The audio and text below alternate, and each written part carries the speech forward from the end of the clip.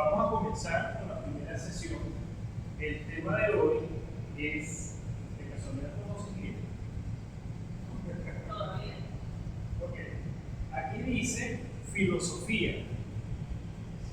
Lo escribí intencionalmente en su idioma original, porque para entender lo que significa esta palabra es necesario irnos a su origen.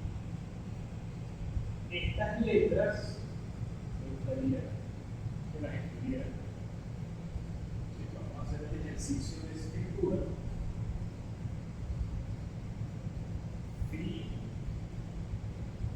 Filosofía. Filosofía. Muy bien. ¿Qué tal? ¿Sí? Entonces, vamos a separarla. Si esta palabra está conformada por dos.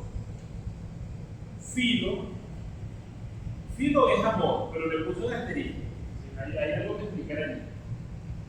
Y Sofía es sabiduría o saber. Filosofía, amor a la sabiduría o amar, saber. Pero la connotación de filo es diferente a lo que para nosotros hoy es la palabra amor. Porque nosotros, en este caso los latinoamericanos o los occidentales, tenemos una concepción de amor un tanto distinta a lo que se concebía en la antigüedad, a lo que los griegos concebían como filia. En este caso, filia es la palabra de donde viene filo. Nosotros, por ejemplo, ¿a quién le decimos te amo? Al bodeguero. Por ejemplo, le podemos decir te amo aquí. A una amistad, al compadre.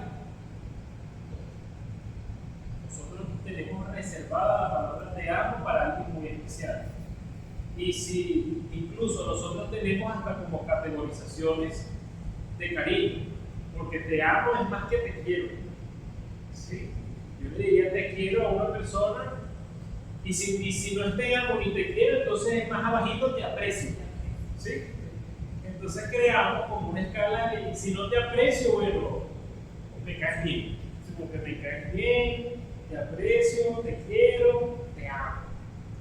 O sea, ya la cúspide sería como que wow, te adoro, una cosa así.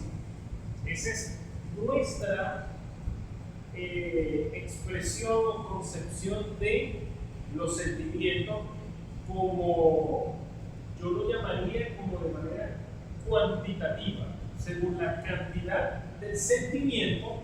Entonces es una escala. Pero para los griegos no era así. No era en cuanto a la cantidad, sino al tipo. ¿Me explico? Entonces, filia era el sentimiento hacia determinado tipo de expresión. Te lo voy a colocar acá. Tenemos este primero. ¿Qué tipo de amor? Podemos decir que los griegos tenían 4 expresiones de lo que para nosotros representa el amor. Pero vuelvo y repito, no era según la cantidad, sino cómo se expresaba, exacto, en la forma. Por ejemplo, aquí dice Eros. Eros, como el cantante Eros Ramazzotti. Eros. Este sentir, Eros, era el sentir sexual. Cuando hay un apego, una atracción, ese sentir, pero netamente hacia el placer sexual. Es decir, de Eros viene la palabra erótico. Entonces, cuando ese sentimiento se expresa, se actúa a través de lo sexual, a través de lo erótico, que es un Eros. Así lo tenían ellos. Cuando el sentir es de sacrificio, de entrega, como cuando tenemos la capacidad de hacer algo sin pedir nada a cambio. Yo hago algo por alguien o por alguna persona y eso es un sacrificio. Yo no espero una retribución, no espero ni siquiera que hagan lo mismo o algo equivalente. Es lo que llamamos ágape, o bueno, con acento en el alfa, agape. Entonces, esa palabra agape, no sé si le suena algo. ¿Qué le suena? Esa palabra la usamos en español, el ágape. Tú me dijiste que asistes a una iglesia y no hacen ágapes en la iglesia. ¿No lo has oído? ¿Tú? Sí. Bueno, se ha oído la palabra en la iglesia. ¿Qué sucede? El ágape, desde esa perspectiva griega, es el amor que Dios tiene por nosotros. Entonces, fíjate, no es un eros, es un ágape. ¿Por qué? Porque fue ese sentir de sacrificio. Dios, Jesús, en este caso, dejó el cielo, la majestad, vino a la tierra sin pedir nada a cambio, sin pedir una retribución o sin que nosotros tuviéramos que hacer algo equivalente, porque nadie puede hacer ese sacrificio a ese nivel. Entonces, ese que para nosotros es amor en nuestro lenguaje, en nuestra connotación, para los griegos sería un agape. ¿Sí?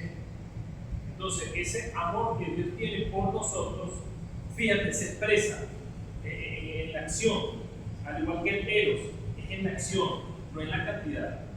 Entonces, ese agape es ese amor, como el de Dios por nosotros. Tenemos el storge. El storge es ese amor que en la acción, en la práctica, es como el amor de familia. El ser familia tiene una particularidad. El ser parientes. ¿Por qué? Porque nosotros, por ejemplo, nos podemos ayudar, nos podemos brindar apoyo por el hecho de que somos familia, pero ni siquiera de repente porque hay una cercanía, un contacto permanente, ese sentir de familia. Por el hecho de ser familia, nosotros podemos hacer cosas. Les pongo un ejemplo personal.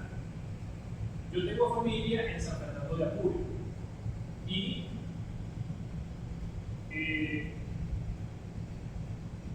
les puedo decir que me han pasado como 15 años que yo no veía a mi familia.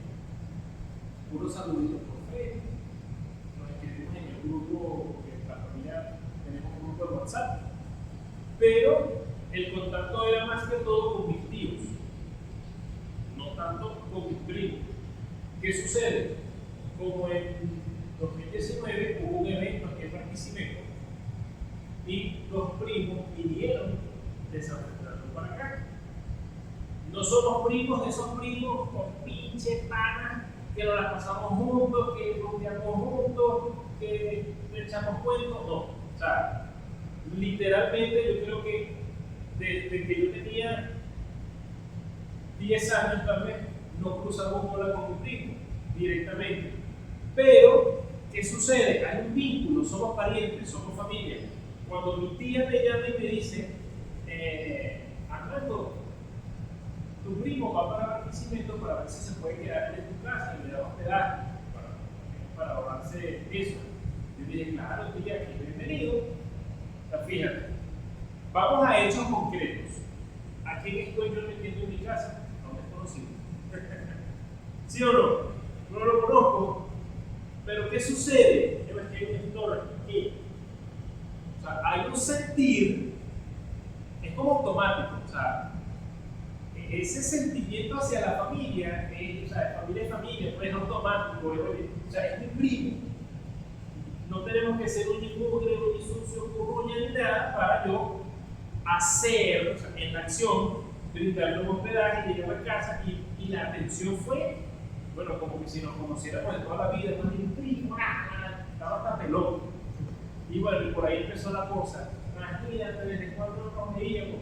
Entonces, este sentimiento de familia, de ser parientes, que no necesariamente nace de la interacción y de verse continuamente, es lo que ellos concebían como un estornillo, que también es una clase de amor, un sentir de familia. Y el filia, que es a donde quiero llegar, es ese sentir, ese sentimiento de amigos, como de padres. ¿A qué persona nosotros consideramos nuestro amigo?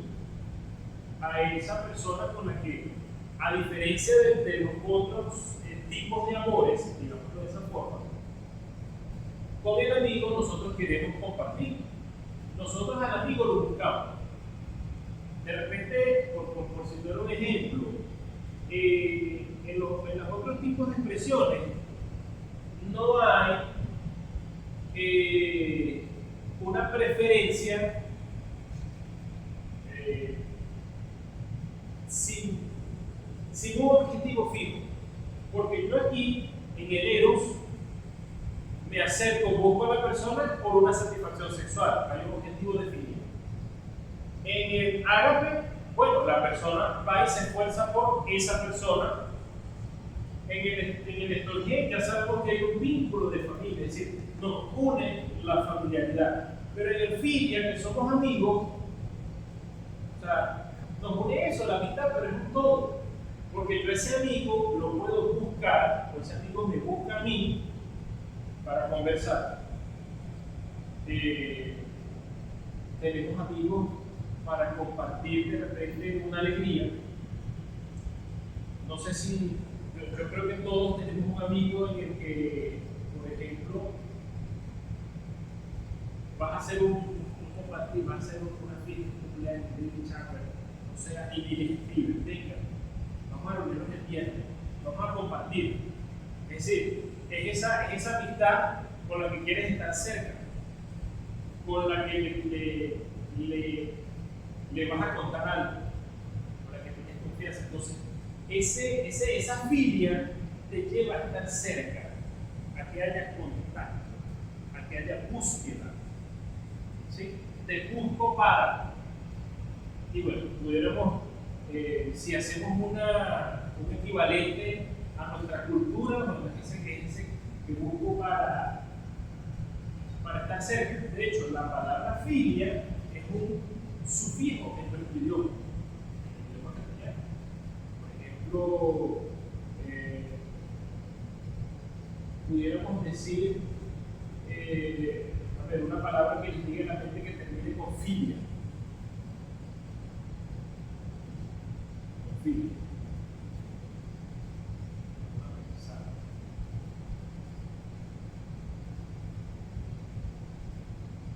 Es lo opuesto a fobia. Por ejemplo, claustrofobia es el rechazo, el temor a un espacio encerrado. Fobia es un sufijo. Filia también es un sufijo. Pero filia es precisamente cercanía, cerca, contacto, búsqueda.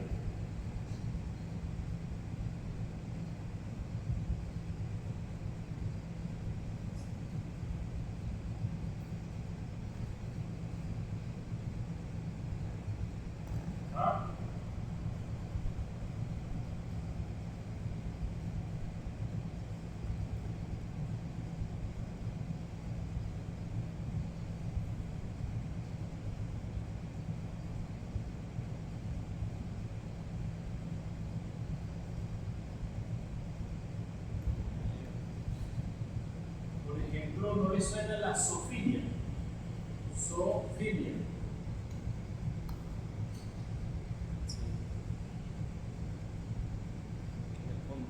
Es como el amor a los animales.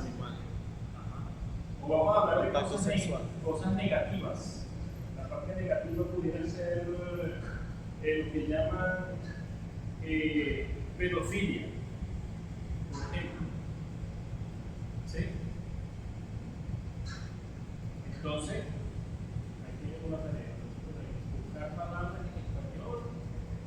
que tengan la terminación filia. Esto estará para la semana que viene. Entonces, fíjense, volvemos aquí al filia, sentir de amigo, pero en esa connotación de la acción. No es sentir que se va a quedar por un sentimiento, sino conlleva una acción. ¿Cómo actúo? ¿Cuál es mi comportamiento ante esa persona a quien quiero, digamos de esa manera, o a quien tengo un amor de amigo? ¿Cómo actúo? Yo, particularmente, ya esta es mi postura teórica, la sintetizaría en la palabra búsqueda, porque al amigo uno lo busca. ¿Te sientes mal? Lo busca. ¿Quieres contar algo? Lo busca. O si ese sistema te busca.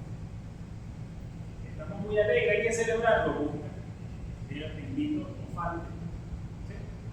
Entonces, vamos a tener presente esa palabra búsqueda, cercanía, contacto. Entonces ahora nos vamos otra vez aquí, a esta palabra. ¿De acuerdo? Vamos aquí.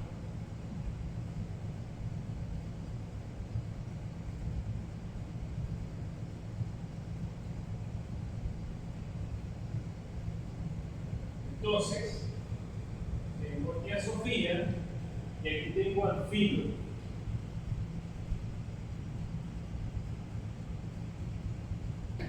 No usemos la palabra por. Vamos a cerrar aquí.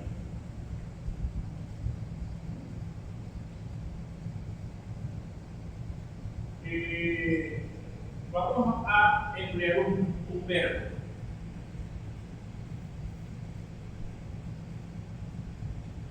Amar. Pero el amor de amigos, como les dije hace ratito, me lleva a buscar. Busco ese amigo. Porque ya sabemos qué tipo de amar es.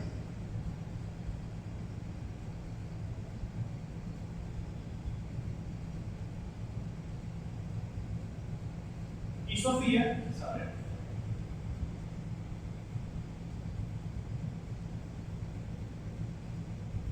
Esto lo hago así, porque la filosofía, ¿qué significa? Amar, saber. O buscar, saber. ¿Sí? No es, y aquí es donde hago el énfasis mayor, no es amar que solo se queda aquí. Ay, yo amo saber. Y digo, no, es en la acción, es en el ejercicio, es en la praxis. Cuando mi conducta, cuando yo actúo, cuando en mi diario vivir estoy buscando el saber, porque amo saber. ¿Sí? Me lleva a la práctica. Entonces, y esto, aquí también les estoy definiendo también una postura, porque ustedes pudieran decir, profesor, pero es que la filosofía es una asignatura. Yo cuando estudié mi carrera de pregrado, yo di filosofía como una disciplina, como una ciencia. Bueno, estamos de acuerdo. Podemos ver la filosofía como disciplina, claro que sí. Puede ser perfectamente una disciplina. Pero desde su génesis, desde su nacimiento, es una praxis, una práctica. Yo lo pudiera llamar, cuando uso la palabra práctica, lo pudiera llamar una forma de vida.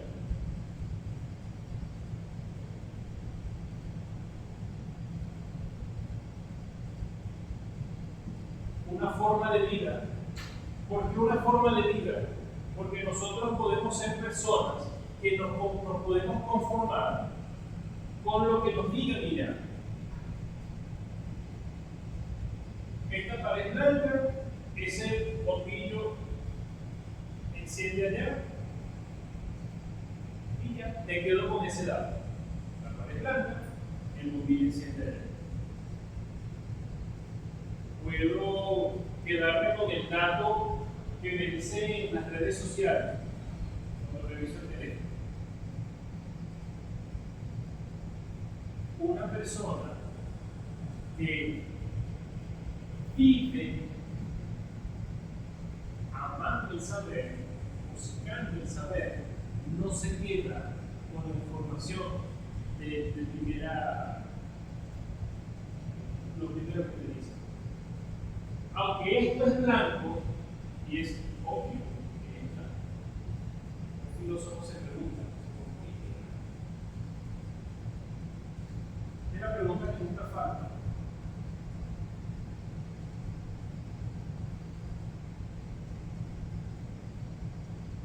¿Por qué? Obvio que es blanco.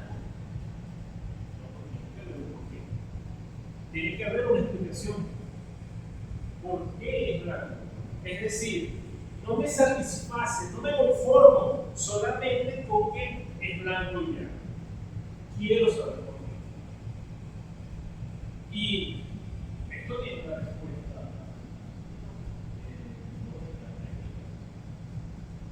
Es blanco porque el blanco es la unión de todos los colores, según la ciencia.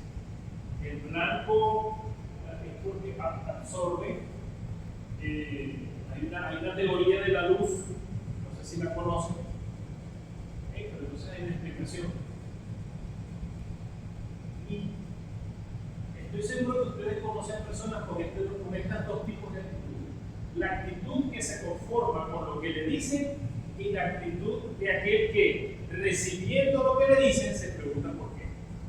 Y después de saber el por qué, quiere saber por qué. Y hay gente que dice, bueno, pero entonces ser filósofo es ser, como diríamos aquí en Dallas, eso es ser salido. Pero precisamente los grandes científicos, los grandes descubrimientos fueron de salido. De personas que no se conformaron simplemente con lo que les dijeron. Y mire que esto de repente ahorita, en el mundo tan tecnificado como está, y donde hay mucho conocimiento, digamos que ha mermado un poco esta búsqueda del saber, amar el saber, porque ya hay mucho conocimiento desarrollado. Pero si nos vamos a los antiguos, esta actitud de filosofar, de buscar saber, nace, número uno, pudiéramos anotarlo aquí como subtítulo, ¿de dónde nace la filosofía como práctica? Número uno,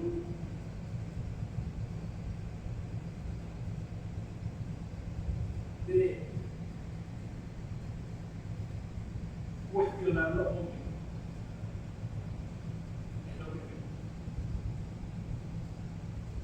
Cuestionar lo obvio. Por eso les colocaba el ejemplo de la pared.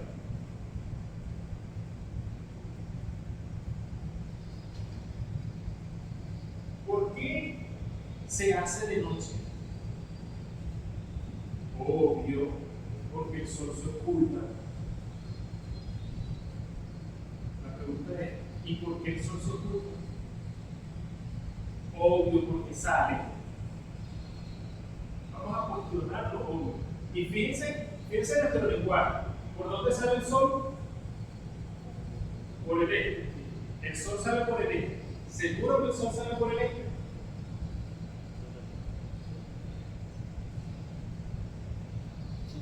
Y se oculta por el oeste. Ajá. Esto es lo que siempre nos han dicho. La pregunta es, ¿realmente el sol sale y se oculta? Por alguien puede decir, obvio, mira hacia allá. No quiero hacer propaganda política. Me hace decir, el sol sale Entonces miras hacia allá, hacia el obelisco, y hacia allá se oculta. Ah, pero ya va. Y entonces el sol se mueve. No. Pero antes, este lenguaje era el que se usaba antes, porque antes estaba la idea, y esto es desde la escuela, que la tierra era fija y que el sol era el que giraba. Y fíjense cómo esa idea todavía se nos quedó en el lenguaje.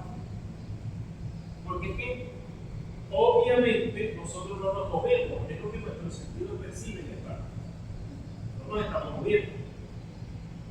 Obvio, pero ese obvio es cuestionable. Si nadie, si ninguna persona se hubiera cuestionado lo obvio, es lo que mi sentido es obvio. Yo me paro aquí 12 horas y yo voy a ver cómo el sol se va moviendo. Si nadie se hubiera cuestionado lo obvio, entonces no tuviéramos el descubrimiento del astronómico, los planetas y todas esas cosas. Entonces, hasta lo obvio se cuestiona. Por eso la filosofía también se dice que es la madre de todas las ciencias, porque por ahí empieza. ¿Sí? Lo segundo, ¿de dónde nace esa actitud de filosofía? Del asombro,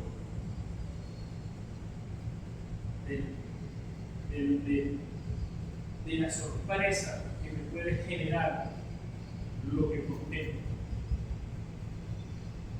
¿Sí? Entonces, observamos algo, ahorita porque tenemos internet, tenemos muchas cosas, pero vamos a imaginarnos unos años atrás y de repente alguien explorando ve un animal y se sorprende. ¿Sí? Vámonos más atrás todavía, épocas más atrás. De repente está el ser humano en la prehistoria y empiezan a caer los rayos. ¿Qué son esos rayos? ¿Qué son esas manifestaciones? Un volcán, la erupción de un volcán. ¿Qué es eso? Ese asombro, esa sorpresa, lleva al hombre entonces a querer saber por qué. ¿Por qué llueve? ¿Por qué crecen los árboles? ¿Por qué sale el monte? Yo no sé el monte. ¿Por qué sale el monte? Porque ante ese asombro, el ser humano tiene sed de saber, de conocer las respuestas. Fíjense que el nacimiento, este asombro, conllevó al hombre a generar unas explicaciones. Las primeras explicaciones de la naturaleza, ¿cómo se llamaban?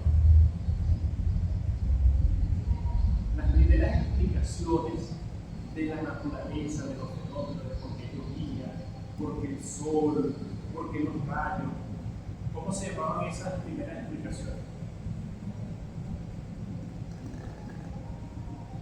¿A quién le suena? Yo sé que las saben. ¿A quién le suena? ¿Cómo se llamaba aquí? En la literatura, de por esa manera, lo vimos en esa materia, que estudié de literatura. Las primeras explicaciones de los fenómenos naturales. De nuestros ancestros, ¿cómo se llama eso? Mitos. Los mitos. ¿Qué era un mito? Un mito era una explicación, pero con elementos de dioses. ¿Sí? Entonces, ¿por qué ocurre el trueno? Y entonces había una deidad con un trueno porque bueno, están peleando los dioses y se están lanzando un trueno. Vamos a comenzar con la primera sesión. El tema de hoy es, de casualidad, ¿cómo se quiere? Ok, aquí dice filosofía.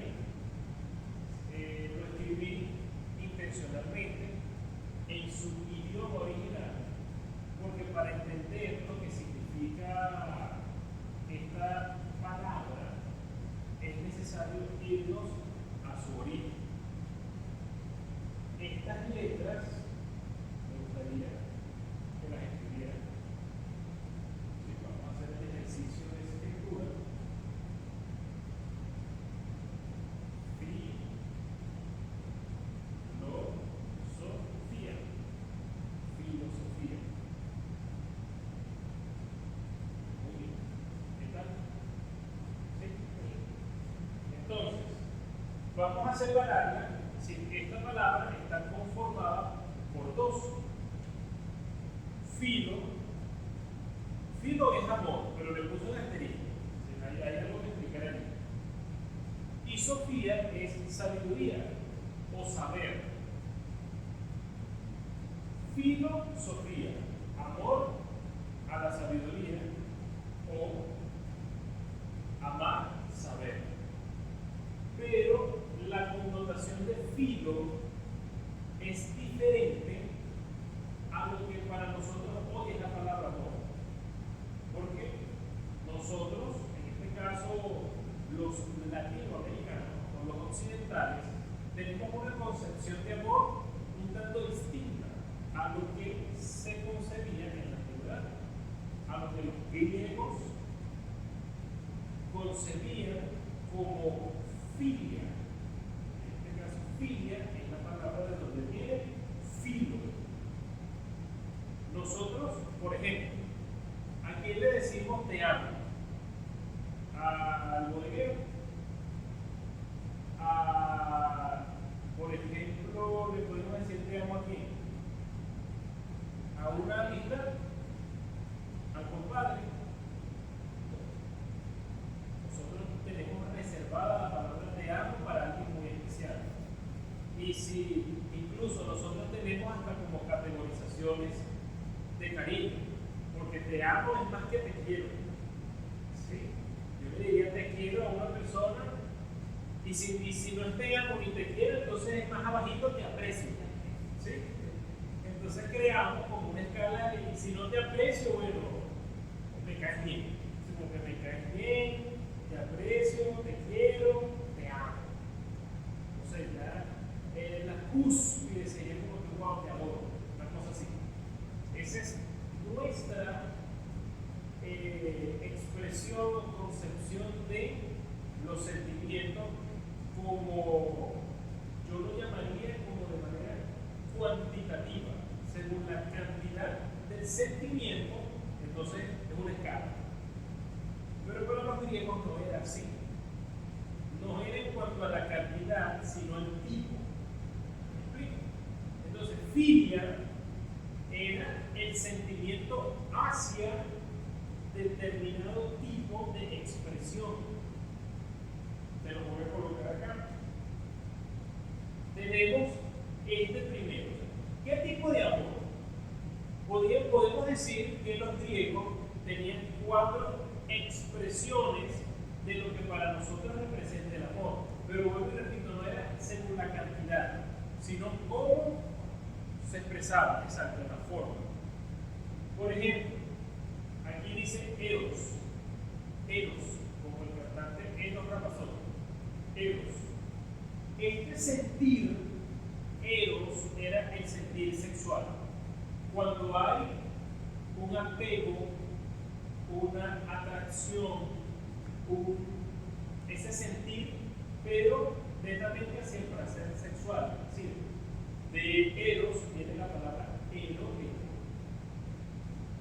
Entonces, cuando ese sentimiento se expresa, se actúa a través de lo sexual, a través de lo erótico, que es un eros. Así lo tenían ellos. Cuando el sentir es de sacrificio, de entrega, como cuando tenemos la capacidad de hacer algo sin pedir nada a cambio. O sea, yo hago algo por alguien o por alguna persona, y eso es un sacrificio. Yo no espero una retribución, no espero ni siquiera que hagan lo mismo o algo equivalente. Es lo que llamamos ágape, o bueno, con acento en el alfa, agape. Entonces, esa palabra agape, no sé si le suena algo. ¿A qué le suena? Esa palabra la usamos en español, el agape. Tú me dijiste que asistes a una iglesia y no hacen ágapes en la iglesia. ¿No lo has oído? ¿Tú? Sí, has oído la palabra en la iglesia. ¿Qué sucede? El ágape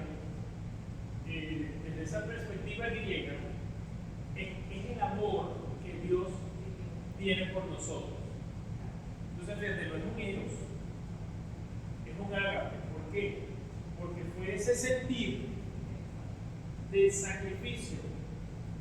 Dios, Jesús, en este caso, dejó el cielo, la majestad, vino a la tierra sin pedir nada a cambio, sin pedir una retribución o sin que nosotros tuviéramos que hacer algo equivalente, porque nadie puede hacer ese sacrificio a ese nivel.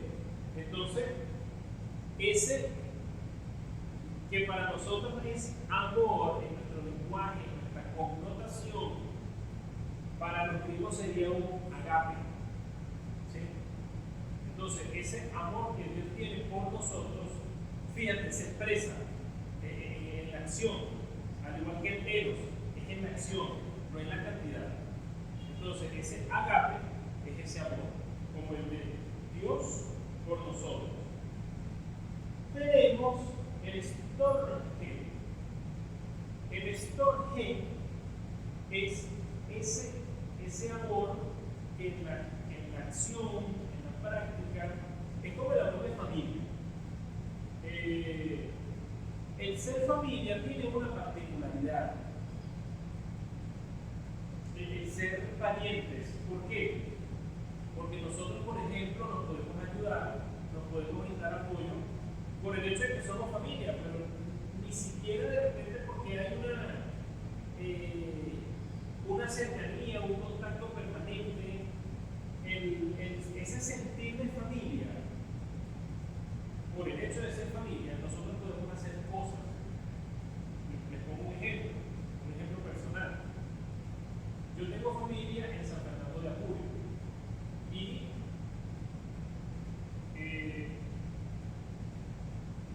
les puedo decir que me han pasado como 15 años que yo no veía a mi familia.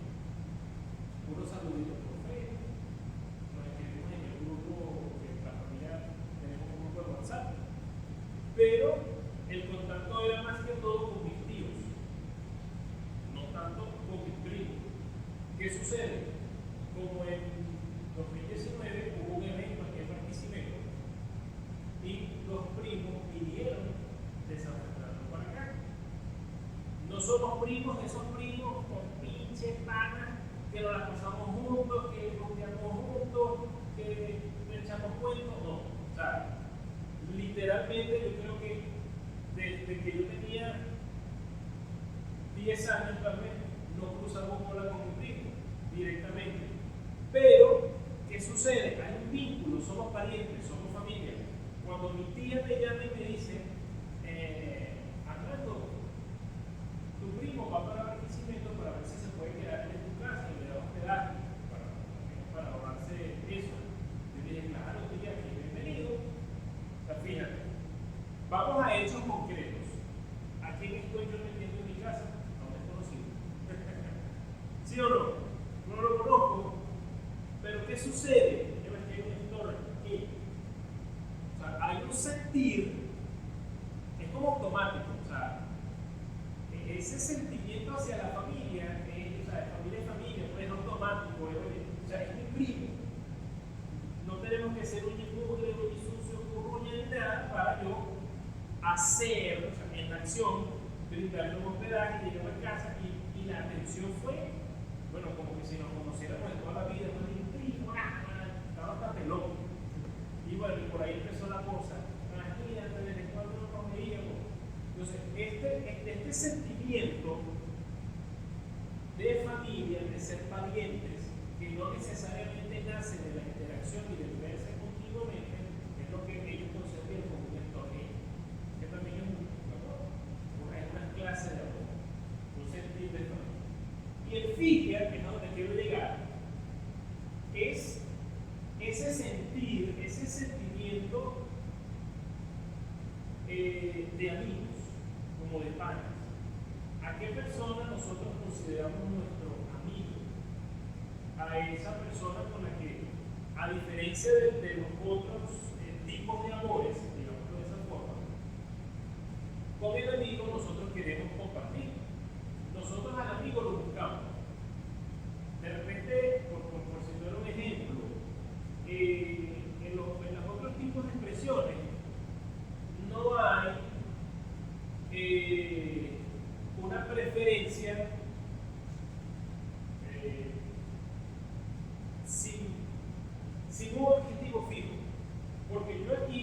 En el eros, me acerco, busco a la persona por una satisfacción sexual, hay un objetivo definido.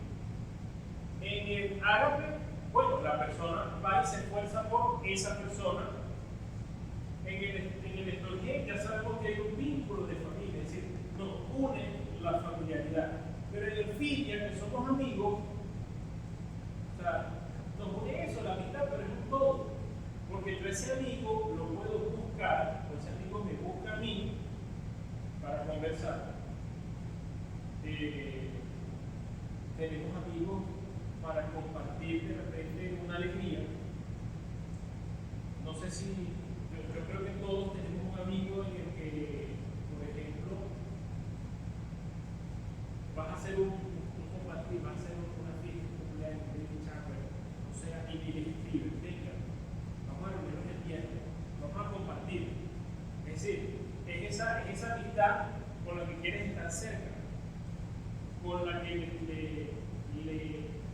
le vas a contar algo, con la que tienes confianza. Entonces, esa filia te lleva a estar cerca, a que haya contacto, a que haya búsqueda. ¿Sí? Te busco para. Y bueno, pudiéramos, si hacemos un equivalente a nuestra cultura, bueno, ese que busco para estar cerca. De hecho, la palabra filia es un sufijo en nuestro idioma. En el idioma castellano. Por ejemplo, pudiéramos decir, a ver, una palabra que les diga a la gente que termine con filia. Con filia.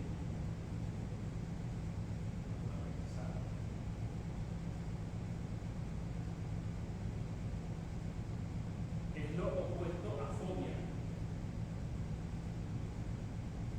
Por ejemplo, claustrofobia es el rechazo, el temor a un espacio encerrado. Fobia es un sufijo. Filia también es un sufijo. Pero filia es precisamente cercanía, cerca, contacto, búsqueda.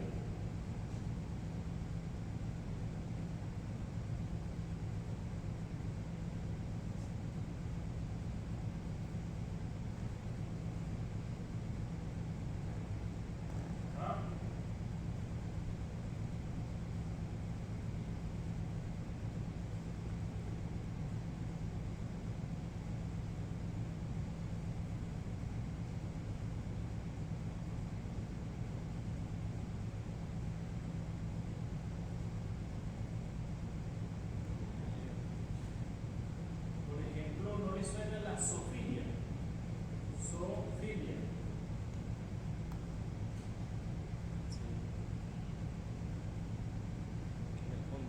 Es como el amor a los animales. O vamos a hablar de cosas negativas. La parte negativa pudiera ser lo que llaman pedofilia, por ejemplo. ¿Sí? Entonces, ahí tienen una tarea, buscar palabras en español que tengan la terminación filia. Esta tarea para la semana que viene. Entonces, fíjense, volvemos aquí al filia, sentir de amigo, pero en esa connotación de la acción. No es sentir que se va a quedar por un sentimiento, sino conlleva una acción. ¿Cómo actúo?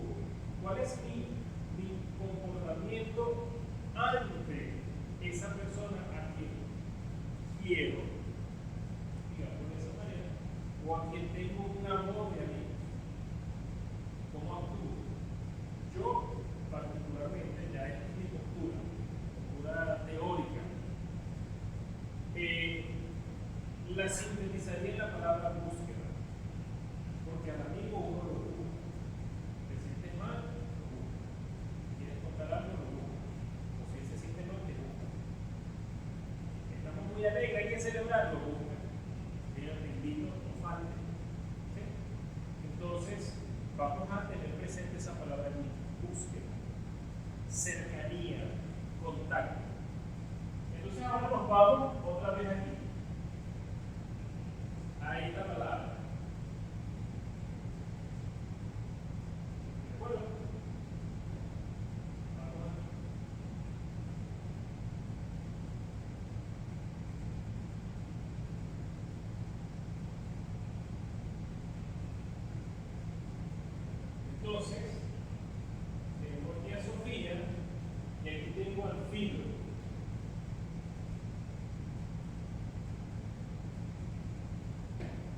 usemos la palabra todo. Vamos a cerrar aquí.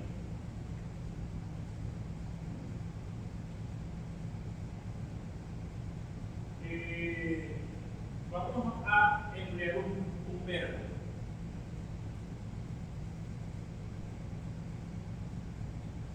Amar.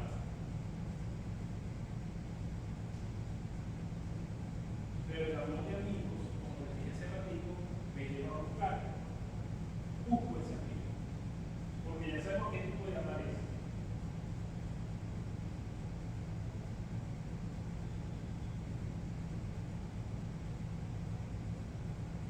Y Sofía, saber.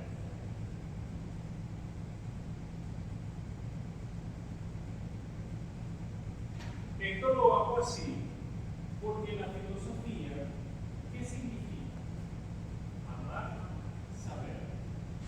O buscar, saber. ¿Sí? No es, y aquí es donde hago el énfasis mayor, no es amar que solo se queda aquí. Ay, yo amo saber. Y digo, no, es en la acción, es en el ejercicio, es en la praxis. Cuando mi conducta, cuando yo actúo, cuando en mi diario vivir estoy buscando el saber, porque amo saber, ¿sí? Me lleva a la práctica.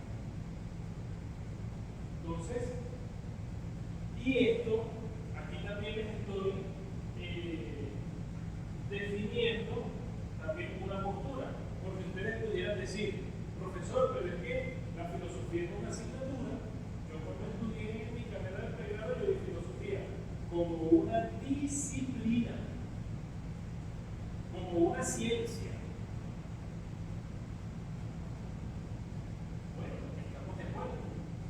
Podemos ver la filosofía como disciplina, claro que sí. Puede ser perfectamente una disciplina.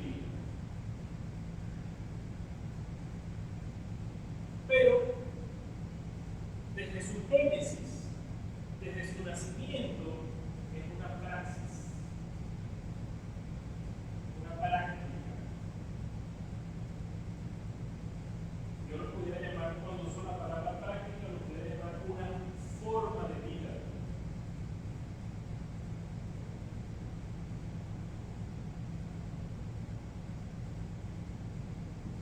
Una forma de vida. ¿Por qué una forma de vida? Porque nosotros podemos ser personas que nos podemos conformar con lo que nos digan y ya. Esta pared blanca, ese bombillo enciende allá y ya me quedo con ese lado. La pared blanca, el bombillo enciende allá. Puedo quedarme con el dato que me dice en las redes sociales cuando reviso el teléfono. Una persona que vive amando el saber, buscando el saber, no se queda con la información de lo primero que le dice. Aunque esto es blanco, y es obvio que es blanco, los filósofos se preguntan, ¿por qué es blanco? Es la pregunta que nunca falta.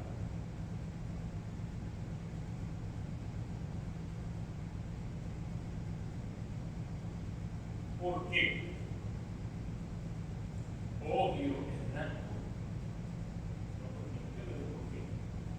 Tiene que haber una explicación. ¿Por qué es blanco? Es decir, no me satisface, no me conformo solamente con que es blanco y ya. Quiero saber por qué. Y esto tiene una respuesta lógica, técnica. Bueno, es blanco porque el blanco es la unión de todos los colores, según una ciencia. El blanco es porque absorbe. Hay una teoría de la luz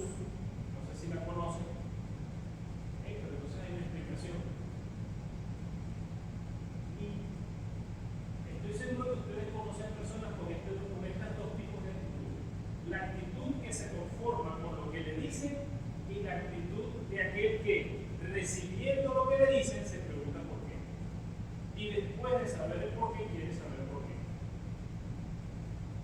Y hay gente que dice, bueno, pues entonces ser filósofo es ser, como diríamos aquí en el área, eso es ser sabio. Pero precisamente los grandes científicos, los grandes descubrimientos fueron de salido, de personas que no se conformaron simplemente con lo que les dijeron. Y mire que esto de repente ahorita, en el mundo tan tecnificado como está, y donde hay mucho conocimiento, digamos que ha mermado un poco esta búsqueda del saber, este amar el saber, porque ya hay mucho conocimiento desarrollado. Pero si nos vamos a los antiguos, esta actitud de filosofar, de buscar saber, nace, número uno, pudiéramos anotarlo aquí como subtítulo, ¿de dónde nace la filosofía como práctica? Número uno,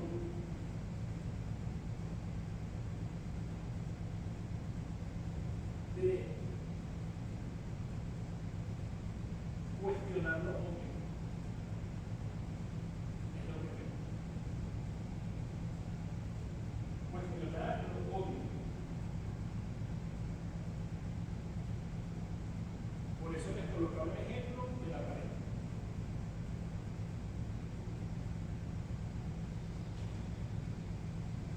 ¿Por qué se hace de noche?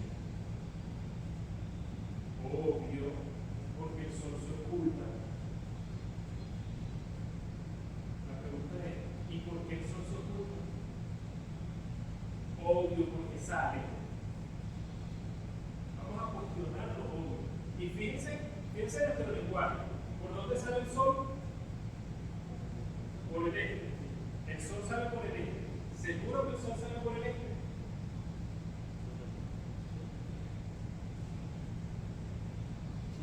Y se oculta por el oeste.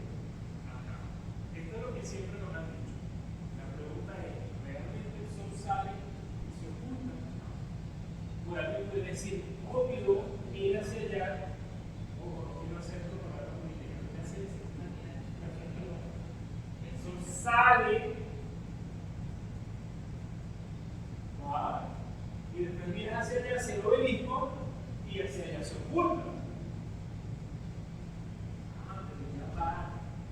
Y entonces el sol se mueve. No. Pero antes, este lenguaje era el que se usaba antes, porque antes estaba la idea, y esto es desde la escuela, que la tierra era fija y que el sol era el que giraba. Y fíjense cómo esa idea todavía se nos quedó en el lenguaje. Porque es que, obviamente, nosotros no nos movemos, es lo que nuestro sentido percibe, hermano. No nos estamos moviendo.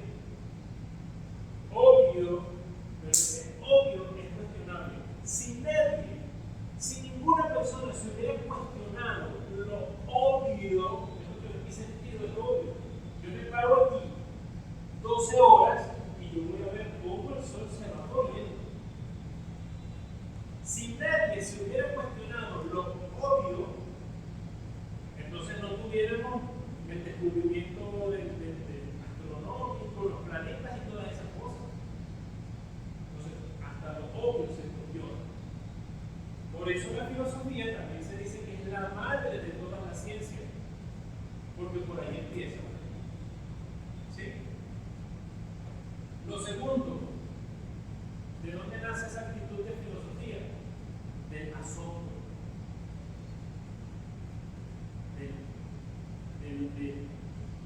de la sorpresa que me puede generar lo que contemplo. ¿Sí? Entonces, observamos algo, ahorita porque tenemos internet,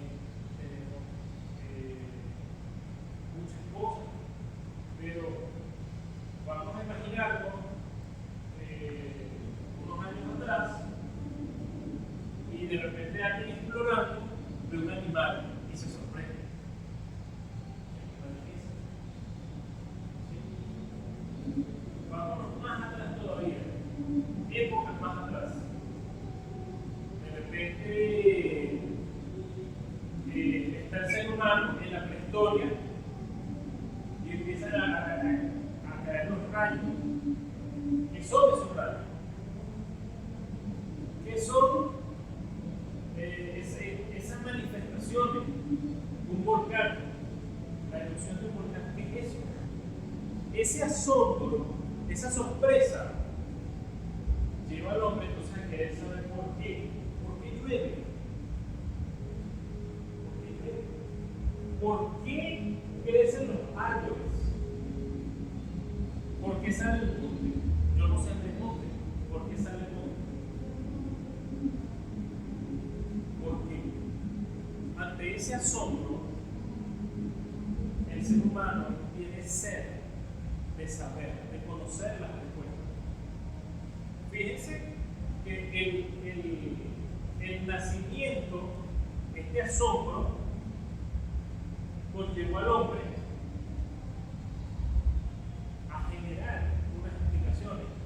Las primeras explicaciones de la naturaleza, ¿cómo se llamaban? Las primeras explicaciones de la naturaleza, de los fenómenos, de por qué llovía, por qué el sol, por qué los rayos. ¿Cómo se llamaban esas primeras explicaciones?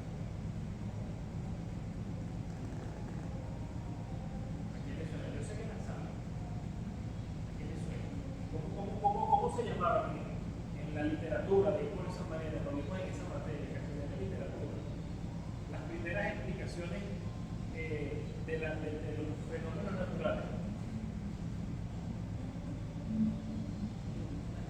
De nuestros ancestros, ¿cómo se llama eso? Mitos. Los mitos.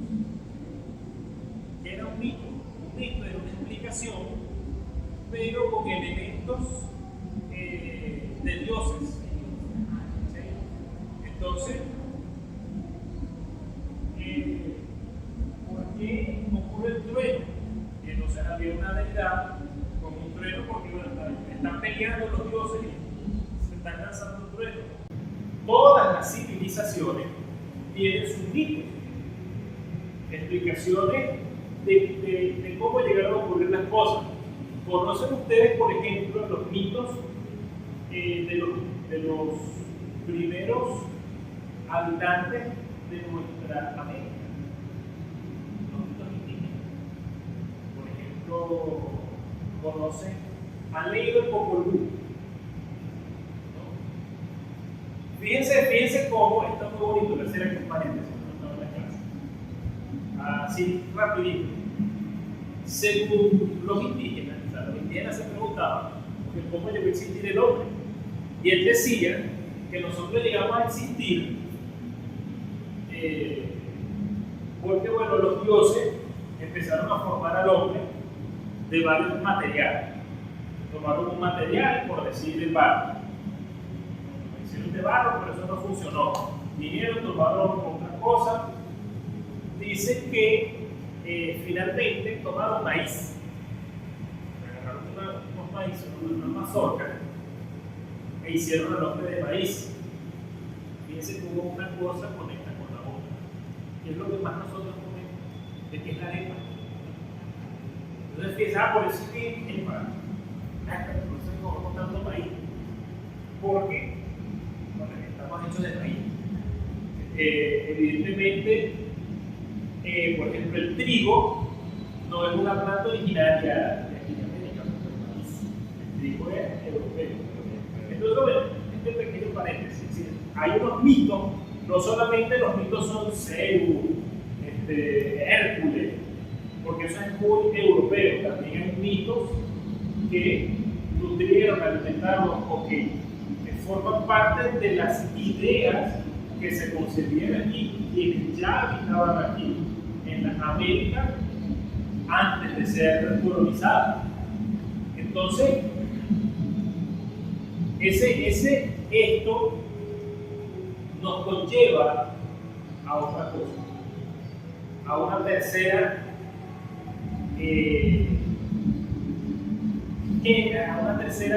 razón por la que nace la actitud de filosofía. Porque el asombro es muy importante, pero el asombro nos puede llevar a eso mismo. Entonces, hay una tercera, la duda.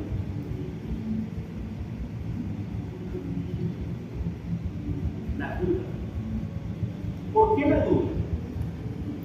Fíjense que los primeros filósofos, los primeros llamados filósofos, ellos dudaron de lo que yo estaba.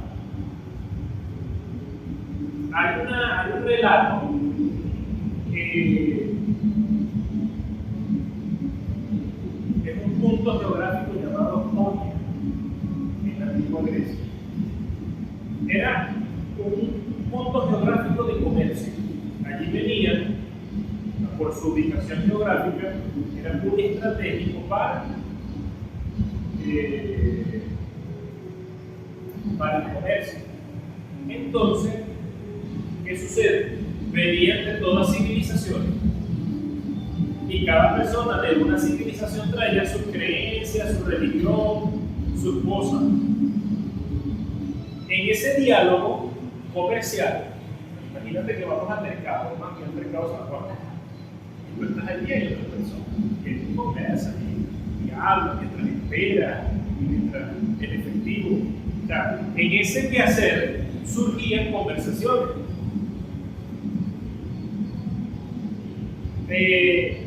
Estos primeros filósofos, estos primeros pensadores se daban cuenta y decían, por ejemplo, estábamos conversando sobre tal fenómeno, sobre los animales acuáticos, por ejemplo. Y esta persona que tiene de esta civilización, de esta explicación, de este Dios. Pero ya va, yo escuché a otra persona de otra civilización explicándome el mismo acontecimiento, pero con otro Dios. Ahí hay algo que no cuadra, porque esta persona me dice que es así y esta otra persona me dice que es de otra manera. No entiendo. Yo le voy a poner un ejemplo aquí local. Por ejemplo, hay gente que dice, está lloviendo muy duro.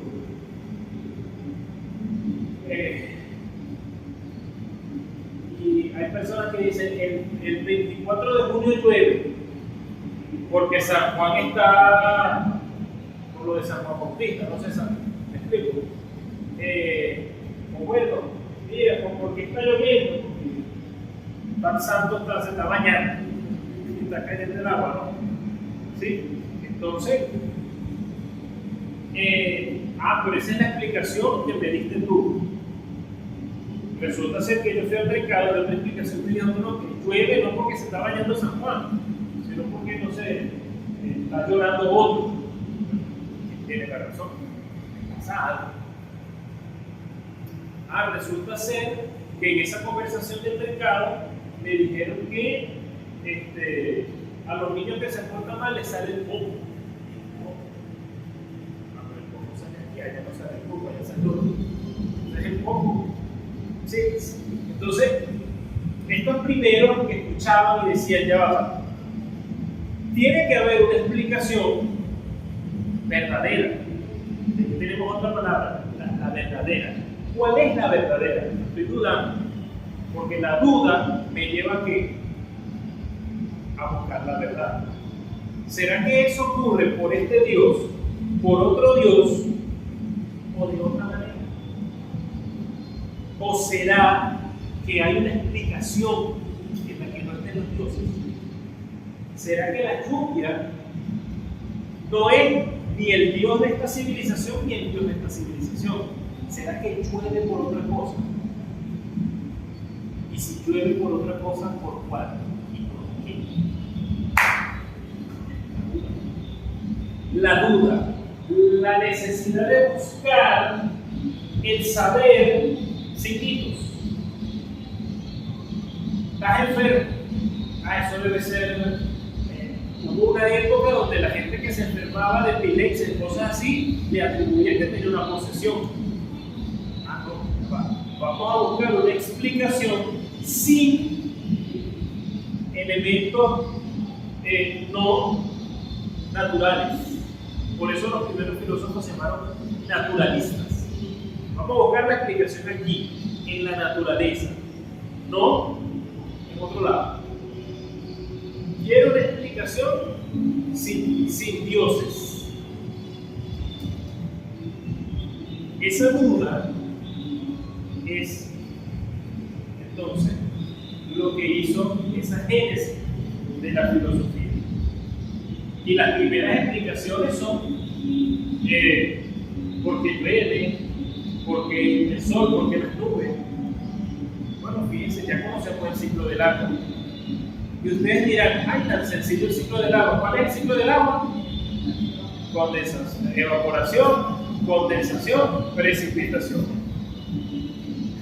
Pero ustedes saben cuánto tiempo y pensamiento y hecha cabeza se tuvo que hacer para llegar a esa cosa tan sencilla. Nos pudimos haber quedado con la explicación de que, bueno, llueve porque Dios está regando las manos. Entonces, la filosofía, más que simplemente ser una materia o una simple, digamos, esa verdadera disciplina, bueno, es disciplina porque tiene métodos y tiene rigurosidad, pero de una manera más trascendental, más amplia, la filosofía es una actitud, un hacer, un quehacer, una práctica, una forma de vivir. Por eso hay filósofos. Y un filósofo que hace filosofía, entonces, filósofo. Vamos a filosofar. ¿Sí? De ahí esa palabra, vamos a filosofar. Es filosofar. Vamos a buscar saber, vamos a descubrir, a no quedarnos simplemente con lo evidente. Entonces, es como una puchita que está ahí. Ese por qué. Así uno no lo diga por qué, pero ya en la mente te hace la pregunta. ¿Okay? Pero no es buscar saber cualquier cosa. ¿Okay? Yo quiero saber por qué llueve. Ay, me quedé simplemente con la explicación de ahorita, algo que está muy de moda, con el respeto que muchos estudiantes puedan tener de sus creencias, pero yo he visto consejería en la que viene la pareja, mira, la pareja no pega, tiene muchos problemas. ¿Qué signos son ustedes? No, este es Acuario y este es Piscis. Ay, que Piscis con Acuario no pega. Es que eso está en la, no sé, en la tarjeta astral. No pega. Si tú eres Piscis y eres Acuario, no pueden haber parejas Piscis y Acuario. Bueno, esa es una explicación, pero aquí viene otra palabra. Esta clase no es griego. Pero se dan cuenta cómo conocer el significado de estas palabras nos lleva a una comprensión de las del término. Y esta palabra aletheia. Aletheia. No es conformarme con cualquier explicación. No es conformarme simplemente con que mi relación no funcionó porque somos signos incompatibles. No. Tiene que haber una explicación. Tiene que haber una verdad. No me voy a conformar simplemente con buscar saber que llueve porque hay una deidad que está lavando la ropa.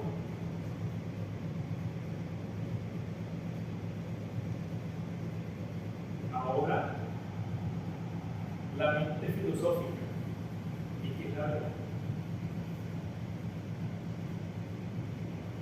¿Cómo llegamos a la verdad? Porque entonces yo amo, yo busco saber, pero saber la verdad, la ley, no cualquier cosa.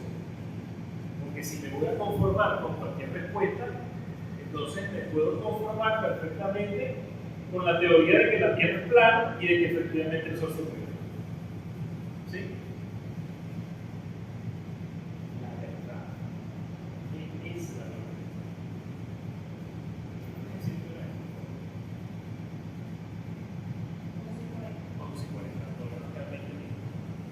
Entonces, la verdad. Antes de pasar al siguiente punto, y creo que ya es el último por la sesión de hoy, eso es otra tarea. Vamos a investigar para la próxima clase sobre esta palabra, la verdad. ¿Qué es la verdad? ¿Cómo definirías tú la verdad?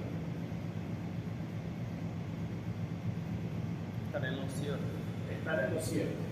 ¿Qué dirías tú? ¿Qué es la Certeza. Tener la certeza.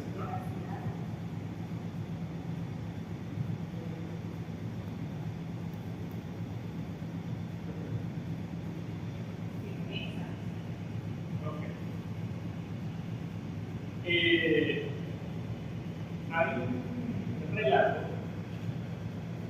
que se llama La verdad saliendo del pozo. ¿Lo han leído? ¿Lo conocen? La verdad saliendo del pozo. Vamos a reflexionar ahí. Dice: el encuentro entre la verdad y la mentira. Buen día, dijo la mentira. Buenos días, contestó la verdad. Entonces la verdad se asomó para ver si era cierto, y lo era. Hermoso día, dijo entonces la verdad. Aún más hermoso es el lago, dijo la mentira. Entonces la verdad miró hacia el lago a ver si era verdad. Y vio que la mentira decía la verdad. Corrió la mentira hacia el agua y dijo: el agua está aún más hermosa, nademos. La verdad tocó el agua con sus dedos y realmente estaba hermosa y confió en la mentira. Ambas se sacaron las ropas y nadaron tranquilamente. Un rato después salió la mentira, se vistió con las ropas de la verdad y se fue. La verdad, incapaz de vestirse con las ropas de la mentira, comenzó a caminar desnuda, sin ropa, y todos se horrorizaban al verla. Es así como hoy en día aún la gente prefiere aceptar la mentira vestida de verdad y no ver la verdad de su vida. Reflexionemos. ¿Qué dice la respuesta?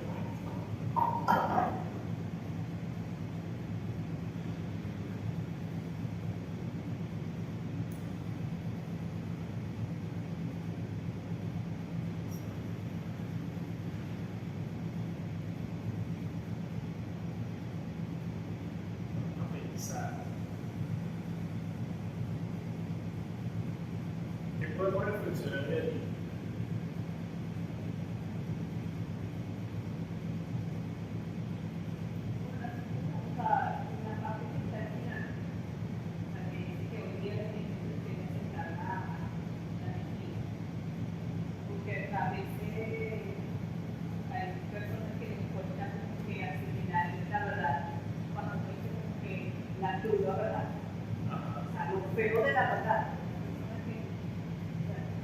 Yo realmente considero que la verdad no debería como tener otro, vamos a llamarlo así, otro sinónimo. La verdad es la verdad, no hay más para dónde agarrar, no hay que ponerle flores o algo para que algo sea cierto. Entonces, en el supuesto que a la persona no le parezca, entonces prefiere esa mentira.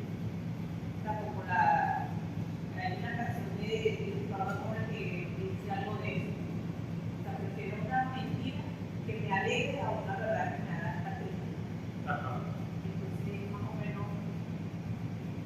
así. Claro. ¿Qué opinas tú? Que allí más o menos lo que se trataba era como que tapar el sol con un dedo.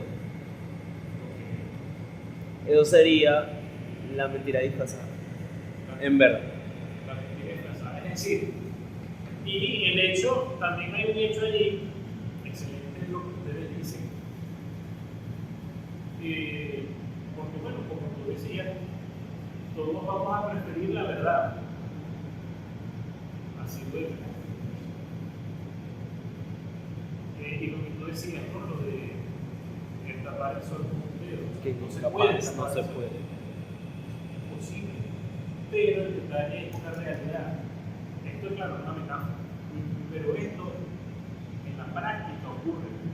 Hay muchas mentiras vestidas de verdad. También vestidas de verdad que pudiéramos no dudar de ellas, que pudiéramos considerarlas que son tan obvias que son.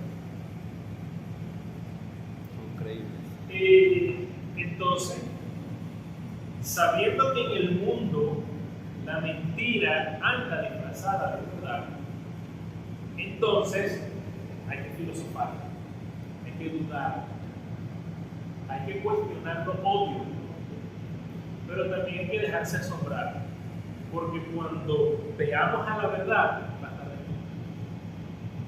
Y si ustedes que se están metiendo en este mundo de la filosofía quieren encontrarse con la aletheia, con la verdad, pues va a estar desnuda y prepárense, porque puede ser que no les guste, porque puede ser que se horroricen. No lo quiero espantar, esta es la primera clase, no hagan nada, la semana que viene no viene nada. No, pero es así, porque quien filosofa busca la verdad, cruda, desnuda, horrible, pero es mejor que vivir, que llevar una vida